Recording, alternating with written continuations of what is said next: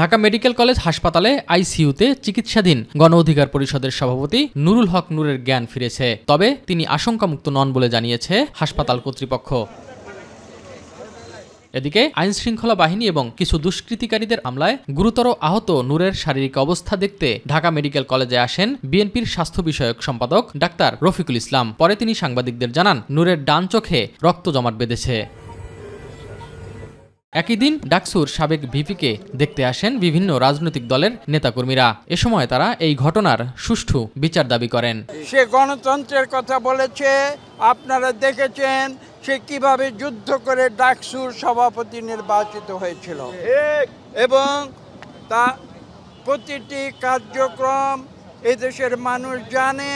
তাকে এই নির্মম নির্যাতনের শিকার হতে হবে, এটা বাংলাদেশের কোনো মানুষ মেনে নিতে পারে না।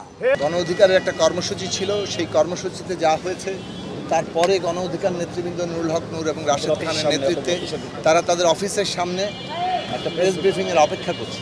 সেইখানে এসে কিভাবে পুলিশ এবং যৌথবাহিনী এ ধরনের হামলা করলো এবং সেই হামলার উদ্দেশ্য কী কিংবা কারা এই হামলার পেছনে দায়ী, সেটা অবিলম্বে তদন্ত করা দরকার এবং যথার্থ তদন্ত করা দরকার। নুরুল হক নূরের চিকিৎসায় 6 সদস্যের মেডিকেল বোর্ড গঠন করেছে Dhaka medical college. S M Arif, my TV, Dhaka.